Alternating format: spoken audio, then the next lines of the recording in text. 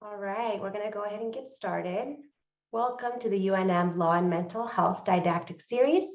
The series is hosted by the UNM Department of Psychiatry and Behavioral Sciences and the New Mexico Behavioral Health Services Division.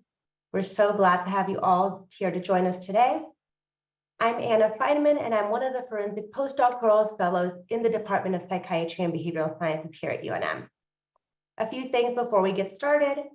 For our talk today, please ask questions in the Q&A, not the chat box, anytime you feel comfortable, but just know that we will get to them at the end.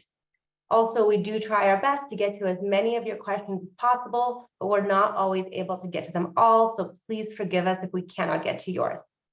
If you are pursuing CME, the sign-in sheet will be in the chat shortly.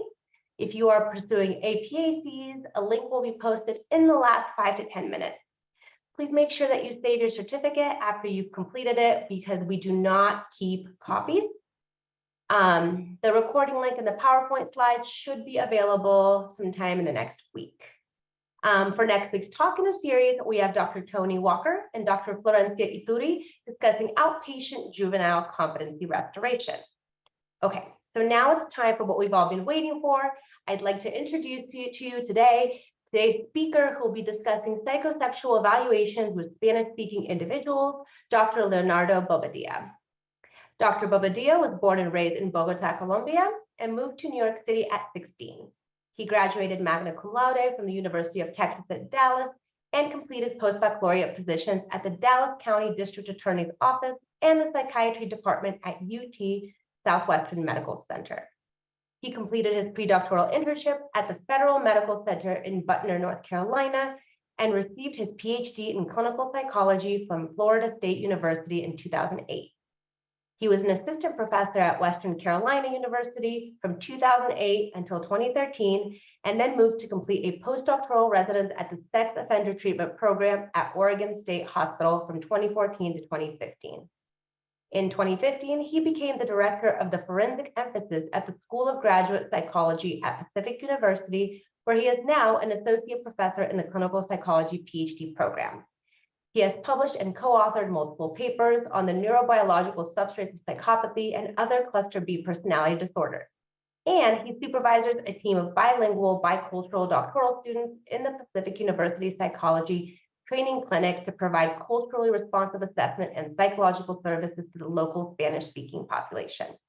He recently received a grant from the Oregon Lottery Research Foundation to develop an app aimed at reducing problem gambling among Spanish-speaking Latino Oregonians.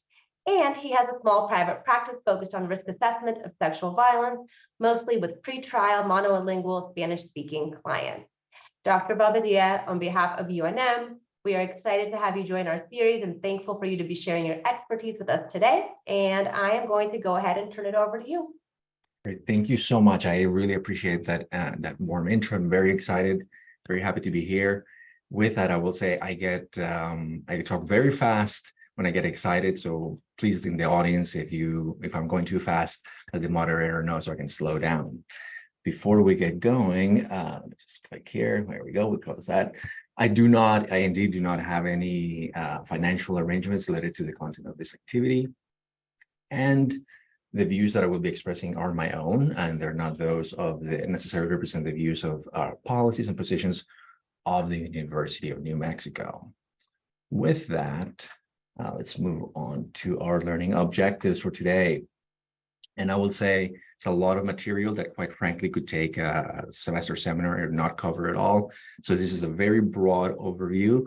Hopefully, I will be able to provide enough context for those of you who are not involved in psychosexual evaluations to give an idea of the work.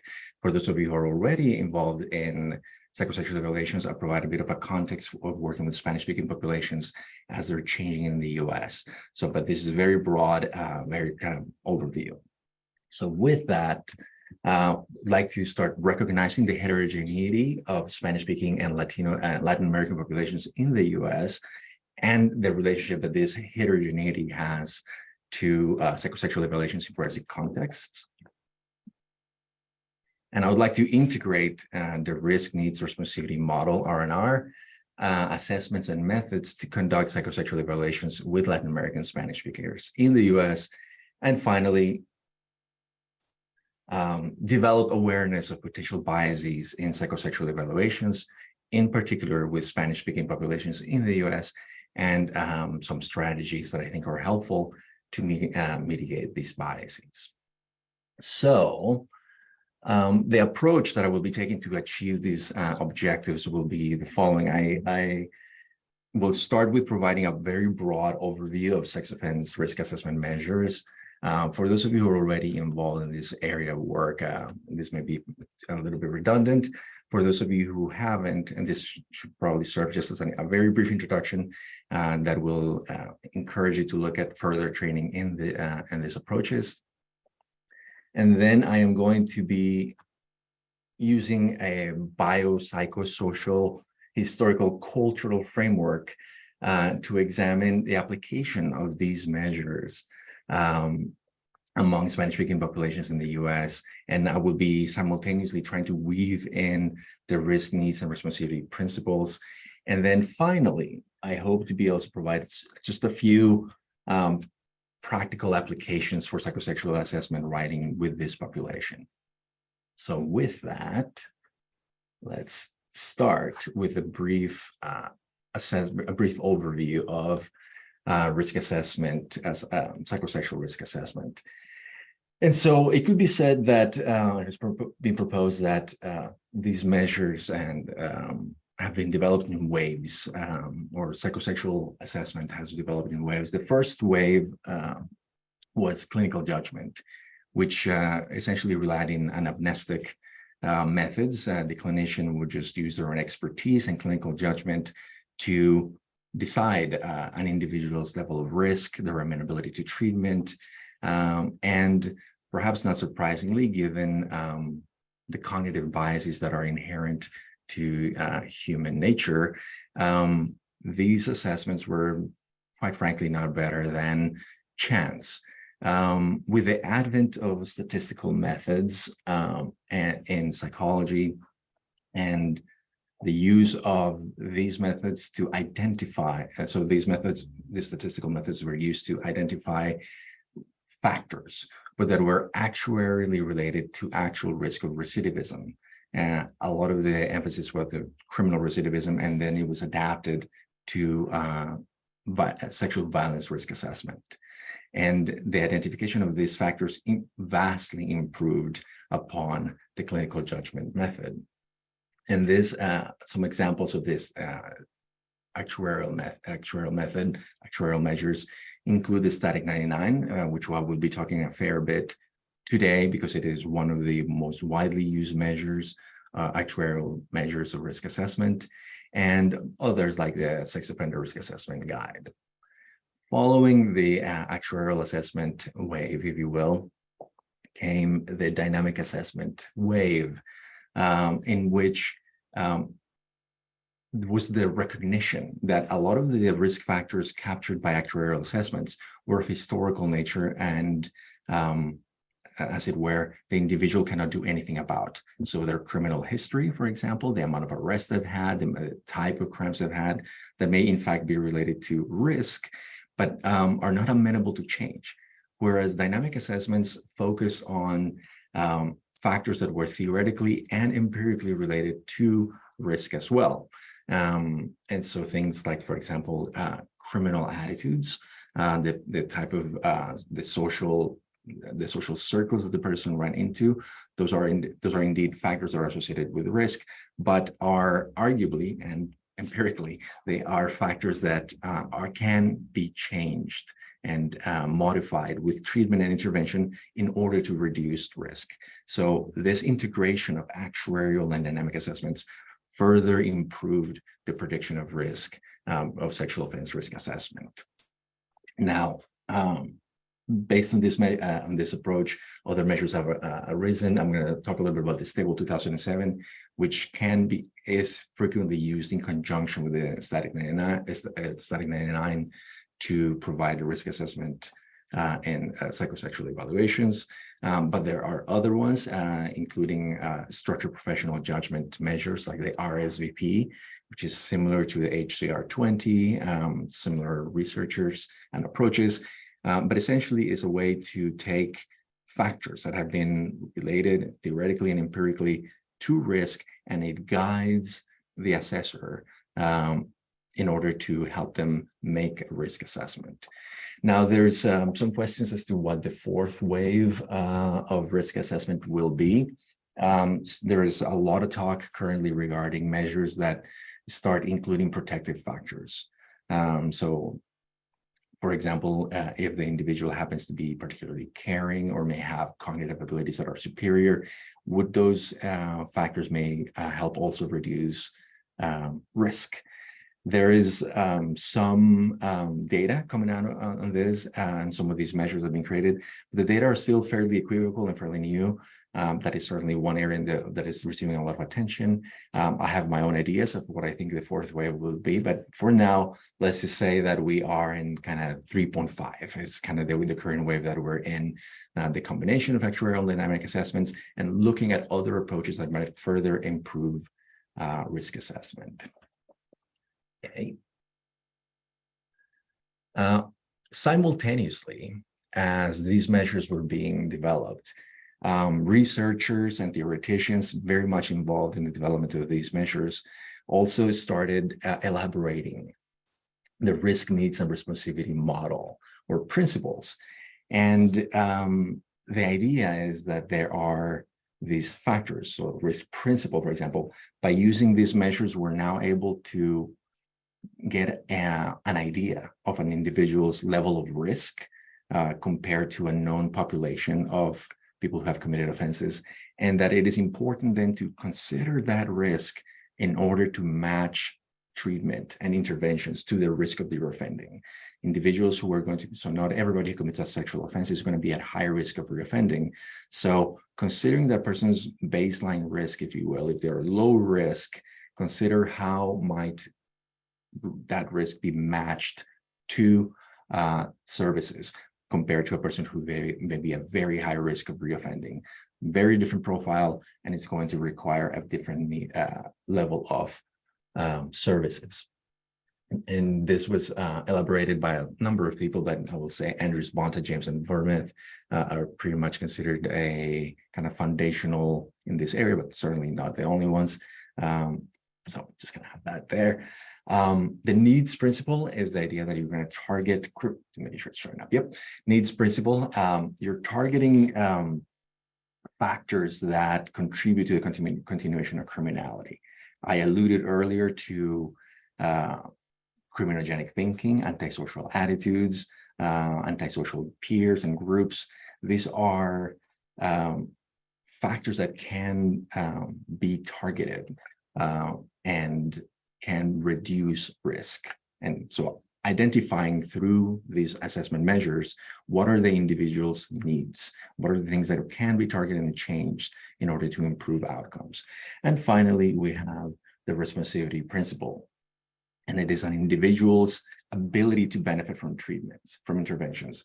Different individuals are going to bring different strengths and needs that are going to allow or block some of the interventions. So keeping in mind these three principles and in the integration of these assessments has become part of the state-of-the-art of risk assessment in psychosexual evaluations.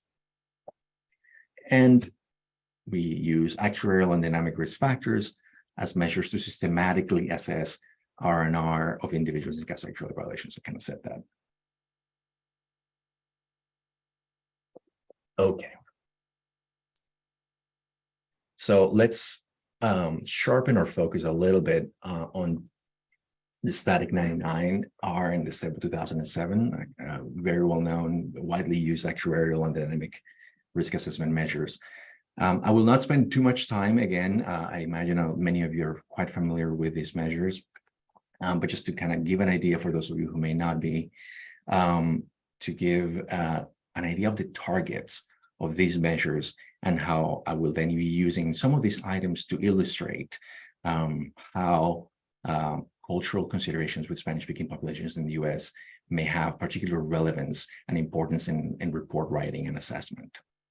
And so on the Static 99, you're going to be basically looking at factors that are widely known in the literature to be related to recidivism. So criminal behavior in general, as you know, if you think about in terms of the PCLR, for example, items that are captured by the lifestyle and antisocial attitudes facets are very going to be similar to kind of the stuff in the Static 99.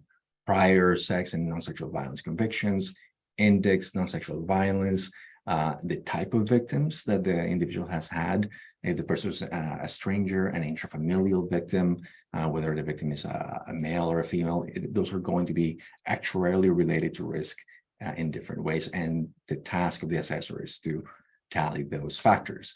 On the Stable 2007, you're going to be looking for factors that I have alluded as well. So the type of social influences, interest, callousness, where the person does not care for others, impulsivity, problem-solving ability, all of these items that may actually respond to those. Some of them are going to be more refractory, but certainly some of them will respond to treatment and may and affect risk in the future.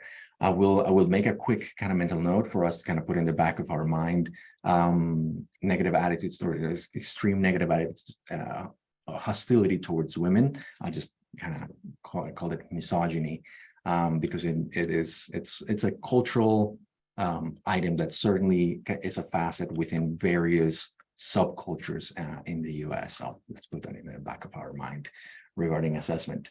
And I will also put deviance in the sense that is activities that are outside of the norm. And when it comes to subcultures, or various subcultures in the US, what is deviant or not varies and may clash within the local norms. So that's more or less an overview of the Static 99 and the Stable 2007. These two measures give the tally of the items are going to place the individual in bins of risk, if you will. Individuals are going to be very low risk, all the way to well above average risk in the Static 99. And in the Stable 2007, you have low, moderate, and high risk. One of the advantages of the Static 99 and Stable 2007 is that they can be used in conjunction to provide a better estimate of risk than just one or the other measure.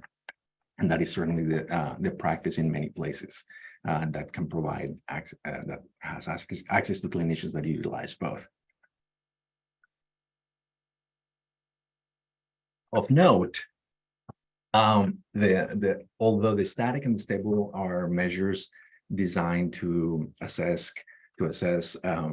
risk for sexual recidivism, they actually have demonstrated predictive validity for just general criminal recidivism. And this is perhaps not surprising, given that the factors that underlie general criminality also seem to affect factors that assess more specific types of criminality, including sexual criminality.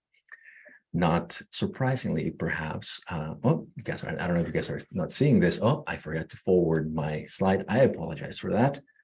I just talked about that, but there they are. They're very low risk through well above average, and stable 2007 low to high bins of risk. Not surprisingly, a lot of the given that these scores and bins, if you will, of risk have proven to have predictive validity to general criminality, there has been an effort in the field of risk assessment in general to unify, simplify, to harmonize risk language across risk assessment. There's a white paper put together by the Bureau of Justice Administration and the National Reentry Resource Center, along with a host of experts in risk, who've put together this white paper making recommendations based on these levels of risk in order to provide ideas and convey risk in a way that is more helpful. There in the saying high, low, or medium, but rather uses the R&R system and their risk levels to provide an idea of an individual's A risk level from 1 through 5, which as you can see is very much similar to what the static provides. And also consider some of the needs that the individuals have. So individuals who are in risk level 1 are going to have very few needs. They're going to be mild and transitory, things like, for example, like a loss of employment, perhaps a divorce. And those individuals tend to have high responsivity. They tend to remain in low risk, very low risk or level 1. And they tend to do quite well with the interventions, oftentimes just with regular supervision in the community. And you move on in acuity from 1 to 2 to 3, 4, and 5 for individuals that are going to have, perhaps not surprisingly, more needs. They're going to have multiple, severe, and chronic, all the way to severe and entrenched. People who may have severe substance use disorder for many years, and deeply entrenched antisocial attitudes, lots of lifestyle instability, perhaps other serious mental illness that are going to prevent interventions to really be very effective because the needs are so high. Nonetheless, and this is a point that has been made by many of these experts, and Robert Hansen, many others, is that putting data suggesting that even individuals who are very high, higher than well above average risk, are not at high risk forever. And developing measures that capture those shifts in risk that occur because of the process of aging out that is common among people who have even deeply entrenched criminal behavior should be captured. So this is part of those efforts. And so that brings us to, voila, to kind of the practical psychosexual evaluation application number 1 of our presentation, is that if you're doing this work, for those who are in this area, I'm pretty sure everybody in this audience is already doing this, but if you're new to the area, couching your opinions regarding risk level, treatment amenability, and community supervision in the community language, in the common language of R&R. And we're going to start, now that we have that foundation of assessment in the state of the art there, let's go ahead and start bringing our focus onto the population of interest.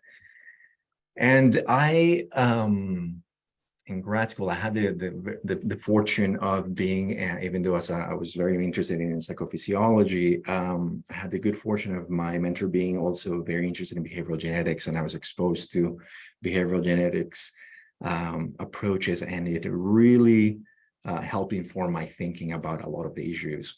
And so one way in which we can start thinking about the Spanish-speaking populations in the US is to take from this biopsychosocial cultural historical approach, we can take a biohistorical approach to think about it. I found this 23andMe ad that shows, it says Latinos on average have 6.2 African ancestry, 65% European ancestry, and 18% Native American ancestry. And on the right, you actually, I was one of those people who went into that perhaps because of the behavioral genetics background, I was interested in it. Nothing surprising, as you can probably see from it. I'm very much well within the confidence interval of those estimates on the ad. According to the results, most of my ancestry is in the Iberian Peninsula, Spain and Portugal, which were oftentimes a shared kingdom throughout history.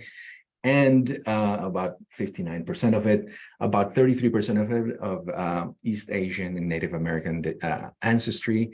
And the way I like to think about this issue is always fun to think about yourself in the history, the forces of history that moved part of my ancestry across the Bering Strait in one part, and across the South Pacific Ocean into the area to populate America before this arrival of Europeans, and then the forces that brought the Spanish Empire onto the Americas, and about 3% of it is Western Asian and North African descent. And so that's one way to think about the population at large, because these are averages. However, as you are all probably keenly aware, averages do not tell a whole story. What I have here is a map of, it's a very interesting study conducted by researchers in Brazil, looking at both self-reported and genetic admixture of ancestry throughout Latin America. And I have highlighted a few countries, and in particular to those that are I'm gonna focus more in later in the talk, because there's large representations of them in the US. And there's current social political forces that are bringing some of those into the fore. So for example, Guatemala. So if we were to contrast, say, for example, Guatemala, in which the self-reported, and so at the top of the yellow, you will see the self-reported Native American ancestry. About 40% of the individuals in the country are going to be reporting Native American ancestry.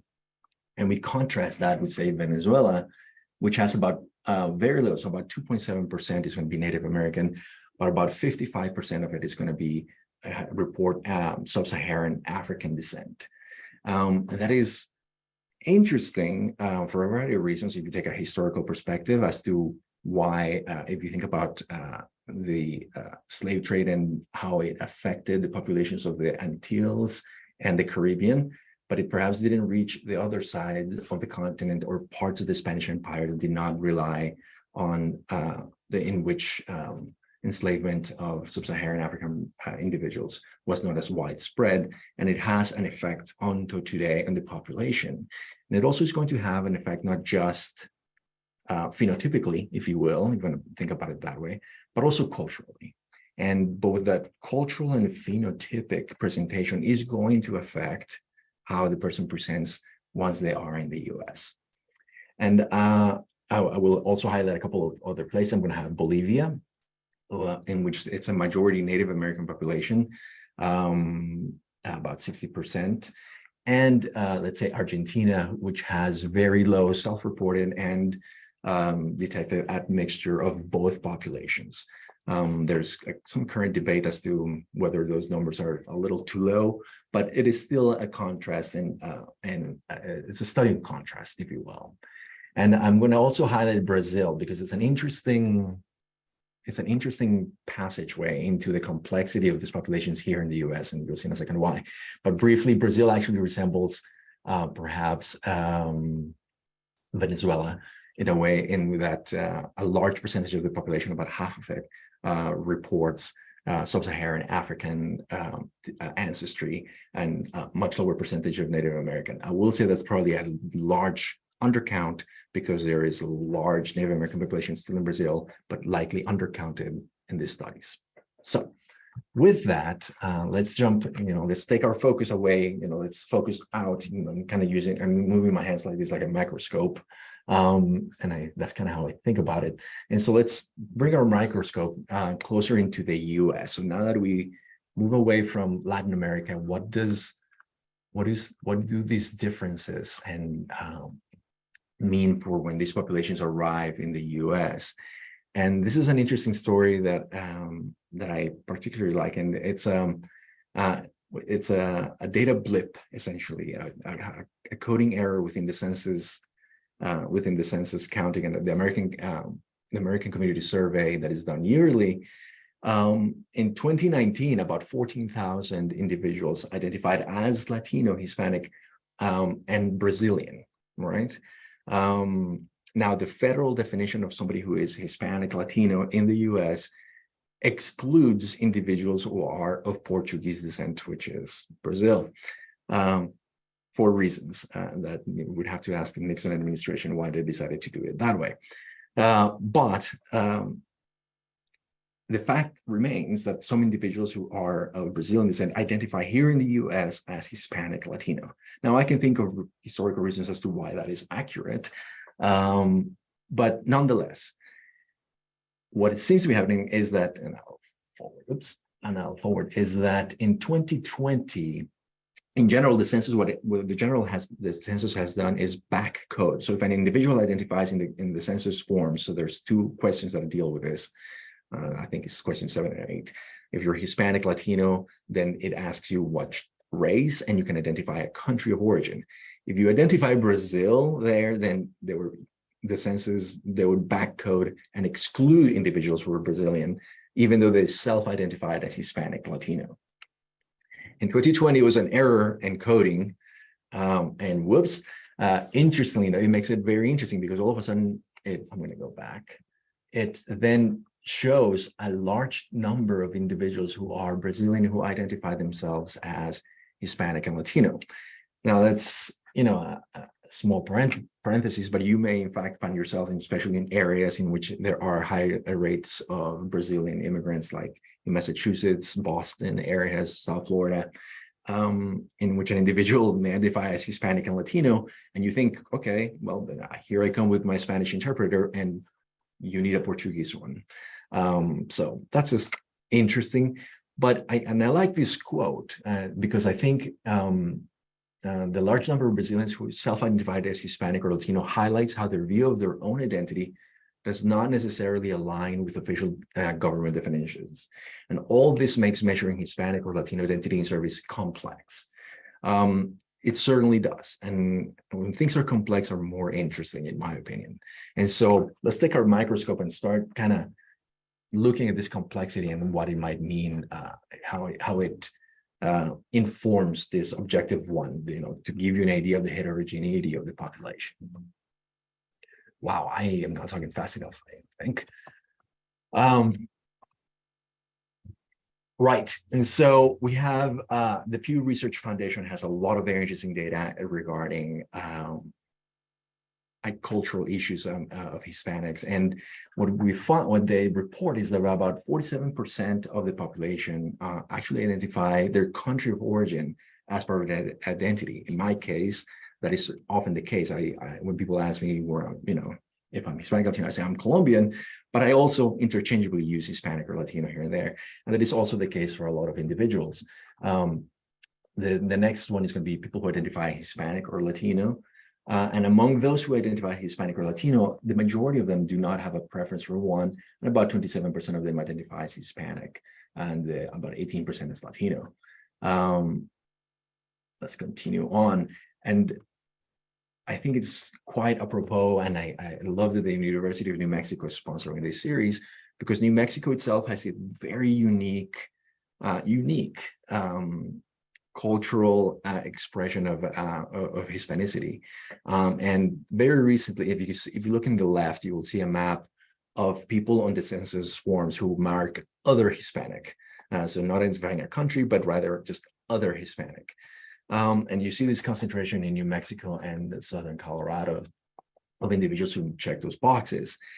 And very recently in the New York Times, there's an article regarding a form of Spanish that is spoken nowhere else in the world, but in areas some parts of it fairly isolated in New Mexico until relatively recently, and it may be a vanishing language.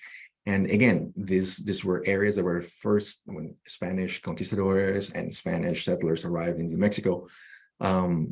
Isolation created its own form of Spanish that actually mixes Nahuatl, which was the native language of the Aztecs, and also borrows a lot of words from other languages with the Spanish spoken at the time to produce a very unique form of Spanish. So that is one of the aspects of Hispanicity or Hispanic culture in the U.S.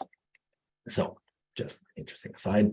Let's move on from there to Hispanic origin by nationality. And then we can see in the southwest of the U.S., perhaps not surprisingly, the parts of the U.S. that used to be the Spanish Empire and Mexico, which was ceded after the Mexican-American War, that influence remains large, both historical and recent, as the nexus between the two countries through commerce and immigration have strengthened that connection, if you will, in many ways.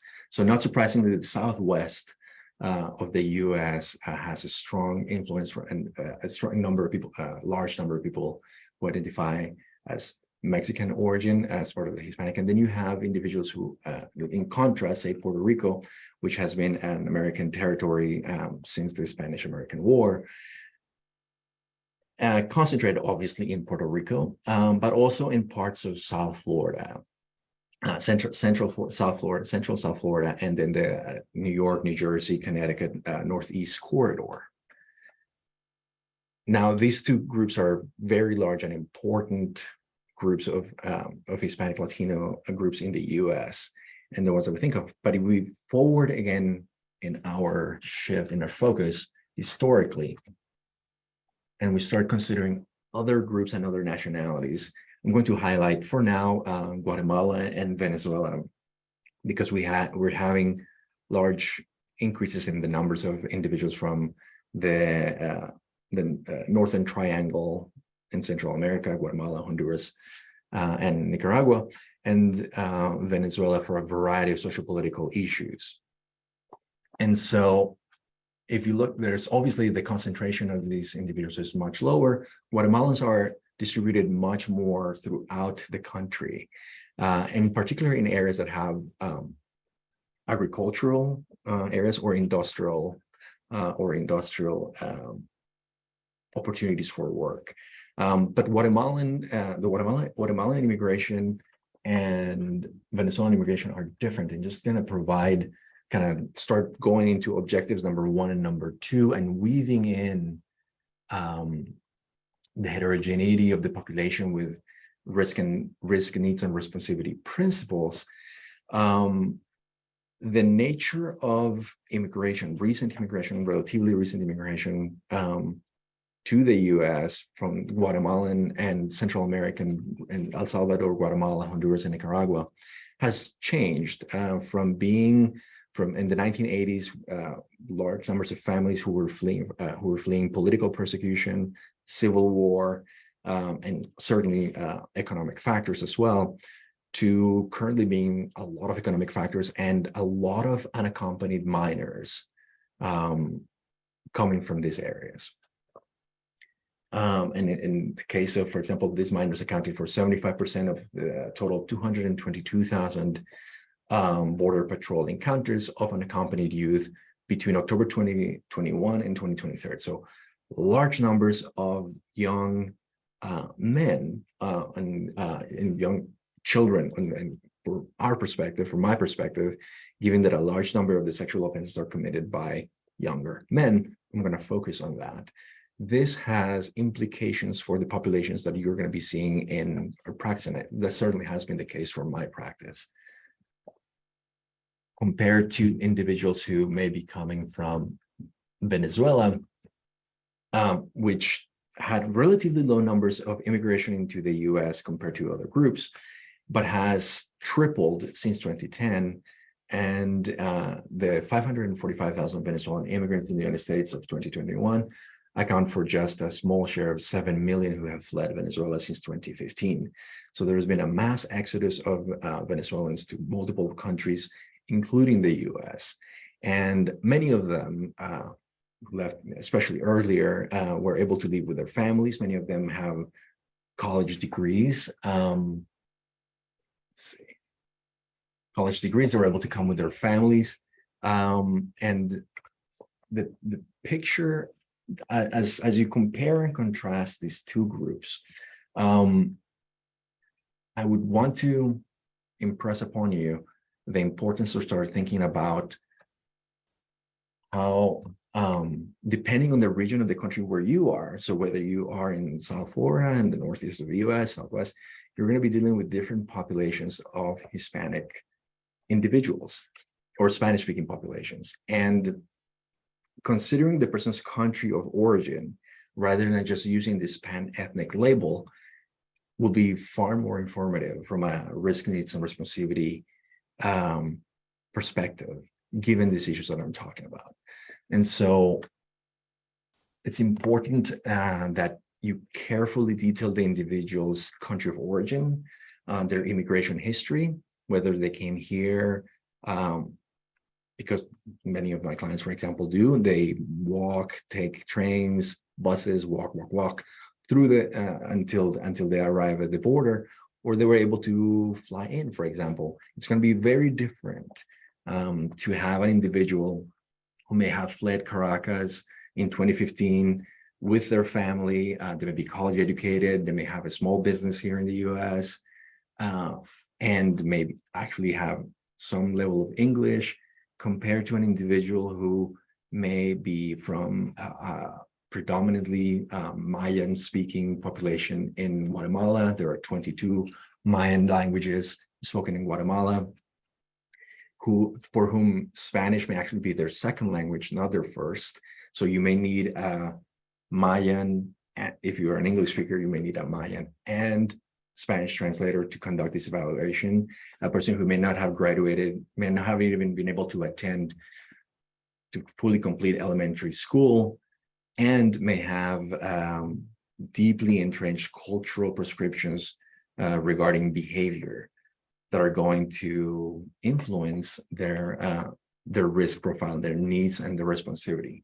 So these are very important. Again, if you're thinking about evaluations, and please consider moving away from just gonna, this the Hispanic individual, Latino individual, really sharpen the focus, as I'm trying to do throughout my presentation, to really bring to relief that especially those needs and responsivity issues to the person that you're evaluating.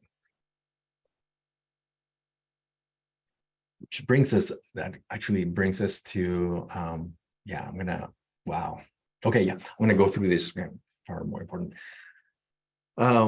The validity of these measures, of the current measures that we have with Hispanic Latino populations. In 2013, the data are nascent, but are there, and I'll summarize very quickly. In 2013, Varela noted very low recidivism rates in a study looking at the static 99, and noted that US-born Latinos actually had higher scores than those who were foreign-born, and suggested that the difference may be due to a lack of historical data to complete an assessment. And that actually has been known with other populations as well, is that the more data you have in order to complete the assessment, the better your risk assessment is going to be. And so given that a lot of times these individuals come into the US as adults, we don't have, as an assessor, access to records like we do to other individuals who may be born and raised here. It may be depressing the accuracy of the static 99, as he found in 2013. In 2015, Alejandro Leguizamo did a very interesting study in which he sought to recalibrate the static 99, and actually separated US-born Latinos and Puerto Ricans in one group and foreign-born Latinos in another one. And this is what he found out. Just going to actually have the quote. So the measure was able to predict recidivism for the US-born Puerto Rican sample fairly well, despite the low numbers of recidivists in the sample. But the performance was poor when applied to the the non-US-born Latino sample. Overall, the measures performed relatively well in both terms of discrimination and, in the case of the study 99, R, calibration, when applied to the entire sample of Latino sex offenders. So it did particularly well. If you look at the area under the curve, for US-born and Puerto Ricans, it did quite well. Foreign-born, not so great. But perhaps in the context of Varela, start understanding as to why that might be the case. And so he, in fact, corroborated Varela's concern regarding the lack of access to criminal records, but they also both cited the possibility of laws, customs, cultural taboos against reporting, and immigration fears among victims to report that may also be depressing some of the recidivism data artificially, if you will.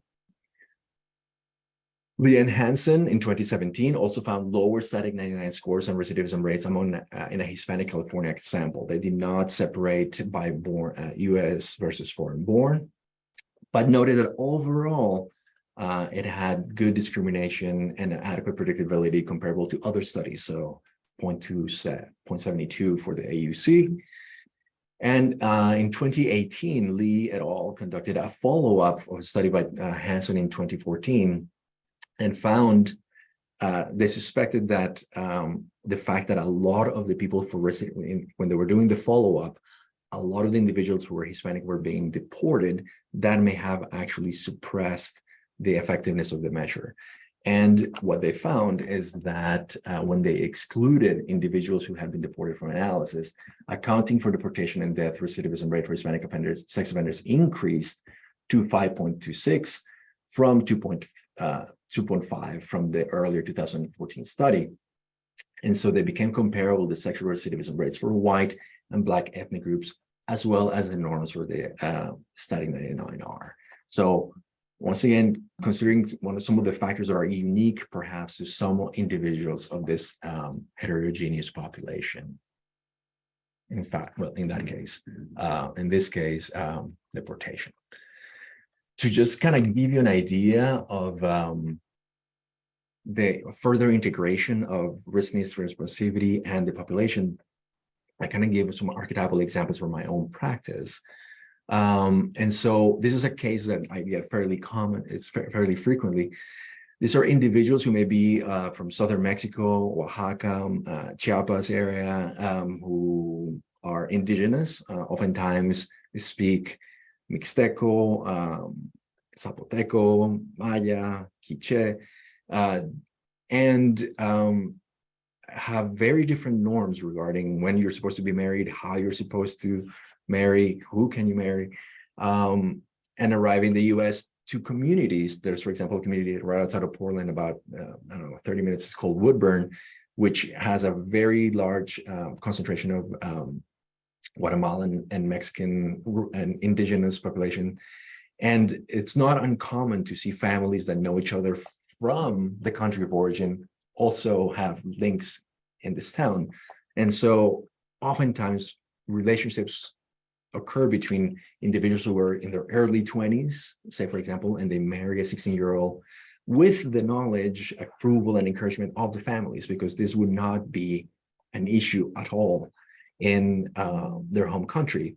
There's seldom any to no criminogenic needs. However, once the couple has their firstborn, they go to the hospital, charges, DHA's cases tend to follow after the first child is born. And it becomes my work, my job, to contextualize for the stakeholders how, while this may be a statutory relationship, how these cultural norms have a large imprint that influence the behavior, right?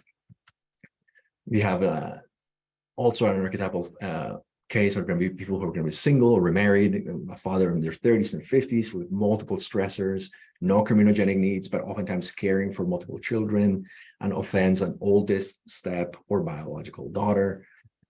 Level 3, seeing a lot of unaccompanied minors, as I mentioned earlier, raised with little to no sexual education in country of origin. They spend years in the foster system, say they arrive at 15, and then they remain in the foster system until they're 18, and then they're released by themselves the moment they turn 18. They oftentimes have a history of trauma, and they engage in statutory or date rape, or have date rape victims. And then becomes my job, to try to explain how these experiences may have influenced the individual's behavior, if you will. Level 4, you tend to be people who are gang involved, American born and or raised, and they have serious number of incarcerations for drugs or other crimes, and they may have a single intrafamilial victim, but they have high criminogenic needs.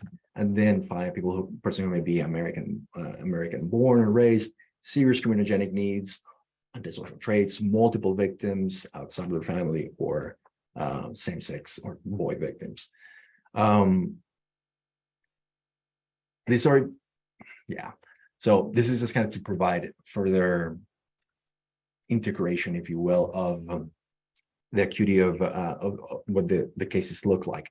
And I will also say that this is an interesting pattern that is observed in other areas, and in the literature has been described as the immigrant paradox, is that individuals who are the first generation, the immigrant generation, tends to have lower rates of psychological issues in general than the populations that are, the generations that are born in the US. There's a lot of hypotheses to why this might be the case, but it's certainly that I kind of mirrored that immigrant paradox in my levels. This is, of course, not always, but it's certainly a pattern that I have observed in my practice, and it is mirrored in the larger literature observing the immigrant paradox. Let's talk a little bit about biases. There's a very good paper by Crosscarry talking. He's an emergency medicine physician talking about biases that influence diagnosis in those settings and providing a series of countermeasures for it. So things like the biases of overconfidence, premature closure, search satisfying, essentially how availability and overconfidence biases tend to just kind of narrow the focus in what we think the answer is. Neal and Brodsky did a survey of forensic evaluators and on their biases and how they counteracted, and they provide an adaptation of Crosscarry's work for forensic evaluations. Really good paper, highly recommended. And so what I try to do is kind of take these two papers, which I suggest I assign to my students and my team. Whoops, I just didn't over that. That's okay. Here we go. To highlight some of the biases that occur. So this is from a local newspaper. I anonymized it as much as I could, but essentially a county DA had to eventually drop a reckless driving case after a prosecutor called the defendant a drunk Hispanic guy while she was having a discussion with the defense attorney. The defense attorney and said, the defense attorney was presenting exculpatory evidence, started listing the evidence that showed the client was innocent. But the DDA response was that he's a drunk Hispanic guy. Another defense lawyer challenged the DDA over the remark and said, well, they have machismo, apparently referring to all Latino men. Now, I can't, speak for the person's animus towards Hispanic populations or not, but what I can say is that she clearly had an availability bias of a sociocultural construct of like machismo, which is very much well described in the literature. And it has been used to explain various corresponding aspects of Hispanic masculinity. She clung onto that explanation in order to dismiss exculpatory evidence and consider it a causal factor in the defendant's behavior, dismissing other alternatives. And that is the essence, essentially, of a cognitive bias, in this case, taking a cultural form. And so Crosscarry, Neal, and Brodsky kind of suggest different strategies, like educational strategies, such as this one, gaining education regarding populations and techniques to engage in debiasing, but also using structured data acquisition methods. That's the advantage of using the static 99, stable, or other measures, because it helps you focus your thinking and avoid representative biases, availability biases, overconfidence in your judgment, forcing functions and consider the opposite alternative. In the case of my practice, and what I suggest doing for my students is, am I relying on culture, country of origin as a form of availability bias, fundamental attribution bias to explain a behavior, to minimize risk or exaggerate risk? There's lots of data that show that allowing raters to adjust scores upwards or downwards based on hunches or ideas that they may have actually worsens prediction, and that is no exception with these populations. So, for example, attributing abusive behavior to traumatic immigration experience or PTSD, or reported strong family values, religiosity to low recidivism.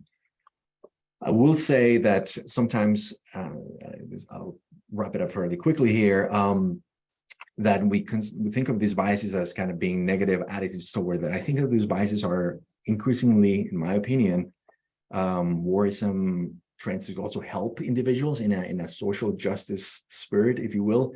This is an excerpt from a paper by Klukov and colleagues toward abolitionist practice of psychology.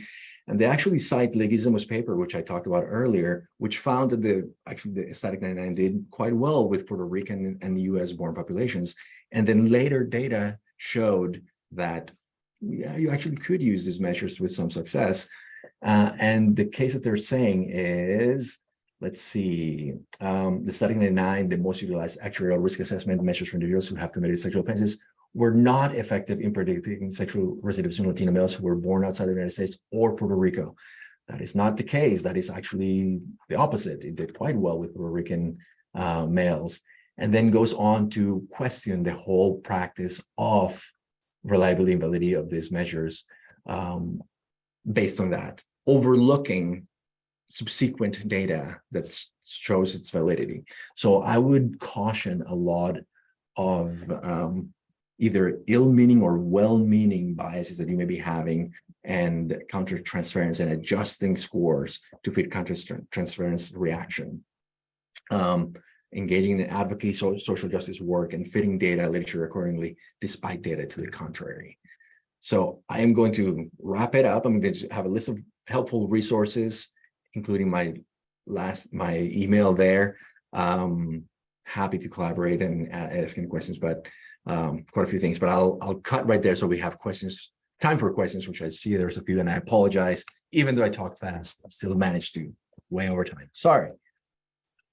All right. Well, thank you so much, Dr. Bobadilla, for that presentation. And we just have time for a couple of questions. I'm going to go ahead and read them out to you. Somebody was asking if there are any trainings or certifications for psychologists available for the Static 99 and Stable 2007 evaluation. I'm sorry, I missed the last part. Say it again. So they were asking if there are any trainings or certifications for psychologists available for the Static 99 and Stable 2007 evaluation. Yeah. There are really good ones. And so the Association for the Treatment and Prevention of Sexual Abuse is a great resource. And then they have under training, they have trainings that are provided online. There's actually a trainer here who's affiliated with ATSA, Katie Gotch, who does excellent trainings, and they can be via Zoom. Yeah. Okay, great. Somebody else was asking if you had looked at the impact of the Spanish Inquisition in the genetic makeup of Latin Americans, or if maybe anybody had. Wait, I'm so sorry. I heard. Oh, okay. If you had looked at the impact of the Spanish Inquisition in the genetic makeup of Latin Americans. Have I? No, I mean, the Inquisition. Wow, that's a no. I mean, the Inquisition was just a part of one of the aspects of Spanish conquest in it, but I don't know if it has a particular effect on genetic effects other than other institutions. So no. Interesting question though. Yeah. All right. And I think we just have time for one more. So one of the folks on this training was saying that their organization provides assessments for individuals at U.S. ports of entry. They've seen a lot of unaccompanied minors, often sent by parents who were denied the opportunity to present asylum. And the question is, have you seen this among your clients who entered as unaccompanied minors? And any details you can provide about that it's a whole subpopulation. It's really interesting and sad. So yes, oftentimes what I see frequently is unaccompanied minors arriving in the border, and they already have relatives, some relatives in the US who are able to sponsor them to come in. So in the best case scenarios, the unaccompanied minor arrives and it is then reunited with the relatives, but in other times they just remain in the foster system for a long time until they, honestly, they're sent on their own. One of the biggest challenges that I see with these individuals is the lack of education, psychosexual education. So lots of misinformation regarding normative sexual behavior. So they end up engaging in sexual offenses that are not particularly, they're not predatory, let's just put it that way, but rather very misdirected. Oftentimes what you would expect an adolescent that basically raised themselves in the foster system and then is turned loose with a lot of the disadvantages. So yeah. Makes sense. Well, Dr. Bobadilla, thank you so much. We really enjoyed having you here, and we hope to see everybody next week. Thank you. Thank you.